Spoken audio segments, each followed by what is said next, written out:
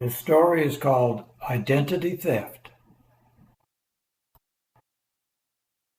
I got a call early one crisp morning from a woman I had never heard from before. Her voice was low, as if she were afraid she would be overheard. "I've seen him every morning for a week," she said, breathlessly. "To whom am I speaking?" said I. "I can't tell you my name," came the matter-of-fact reply. "My name doesn't matter." "Well, it will matter at some point." The lady. "He comes in from the big woods on the ridge, and he stays until 10 or 10:30 every day." Me. "Which ridge is that, ma'am?" The lady. "Sharp's Ridge, of course. I live just south of the new highway." Well, I thought, we are starting to get a little concrete data here. Sooner or later, if you have enough disputable detail, you will, in my experience, have defensible grounds on which to proceed or not to proceed. "He's eating the cherries and spitting out the seeds." Me. "How far, approximately, are you away from him?" The lady. "Oh, he's right in the yard. I can see him plainly." Okay, let's try a more direct approach. Me. "Can you give me a full description?" The lady. "He's the right size, and he looks exactly like the poster." I decided to risk a slightly more abrasive strategy. Although there is a certain modicum of public charm required in this, may I underline, voluntary job. I'm used to being rousted out of bed early, but I had been up most of the night listening for owls, and I could have used a bit more shut-eye. Me. "Can you see his bill?" The lady. "Of course I can see his bill." Me.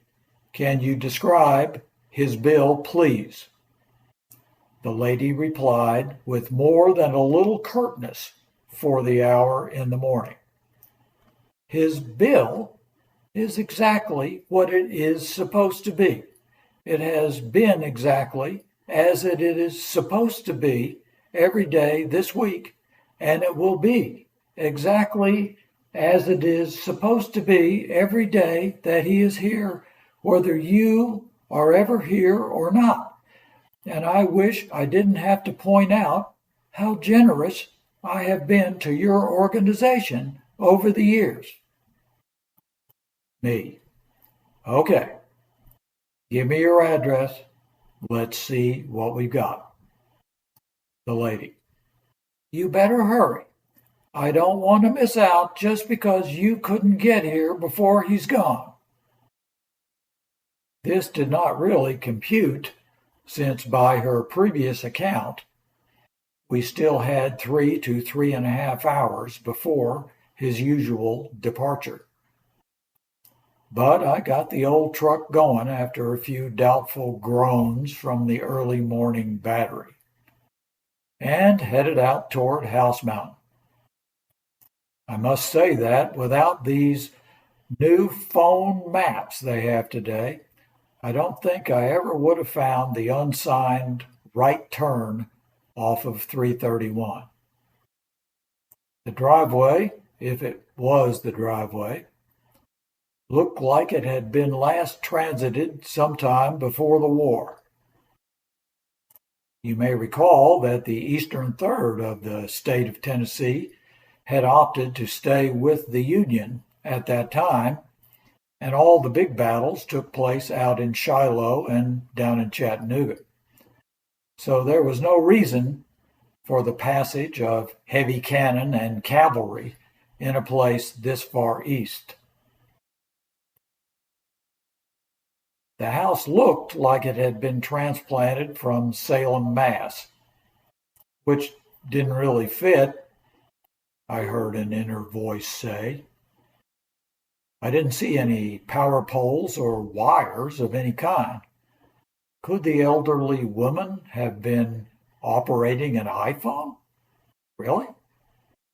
Anyway, there she was, in the doorway, beyond the porch, waving me in with a full arm like Patton directing tank traffic to the last intact bridge across the Rhine. I stopped the truck adjacent to what seemed to be the largest, most intricate moonshine still this side of the Hess oil refinery on St. Croix. I tried to remember if moonshine production had been made legal in recent years. Bird watchers in the old days had to steer clear of moonshiners. Other than bears and rattlesnakes, they were the biggest reason for not making it back to the house before dark. I followed the woman through the open front door. There was no introduction. Amazingly, the foyer opened into a modern, spacious New York City corporate meeting room with a gigantic picture window looking out over the backyard into a view of the distant ridge, with the foreground exhibiting several well-kept, spreading fruit trees. I noticed two things immediately. On the side wall was a huge poster reenactment of the well-known, already larger-than-life painting of a male Ivory Billed Woodpecker, with its magnificent scarlet crest, its unicorn's ivory white drill bit of a bill, and its royal, snowy secondary feathers folded ceremoniously against its lower back, and that daring you clownish look in its knowing yellow eye. ID definitive. I noticed the woman was moving toward the window glass. I followed her. In the top of the nearest fruit tree, looking directly and combatively at the house, was a glistening, intelligent-looking, ebony-black common crow, with bill black as coal, no crest of any color, and not the slightest trace of a wisp of white anywhere on its back or anywhere else. Rarely had the designated ID confirmation expert for the Knox County chapter of the Tennessee Ornithological Society had a more delicate task ahead. I had on my hands a scale of ornithologic delusion mightier than the most convincing alien abduction case ever recounted. Which is when my eye was attracted by a quick movement on a lower branch, where there sat an obvious male red-crested ivory-billed woodpecker. His long, starry white fence post of a bill splashed with red and black dark cherry juice. His outsides zygodactyl feet flattened on a thick horizontal branch. He was spitting out the pits with the careless aplomb of a jazz lounge drunk. I looked at the woman, who spread her palms up at me urgently, as if I had just let a treasure map blow out of my hands into the ocean. "What's the matter with you? You scared him," she said. I looked back at the tree.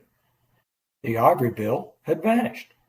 The crow looked at me and opened his midnight black beak and screamed a jangling song like a mocking school class ending bell of derision.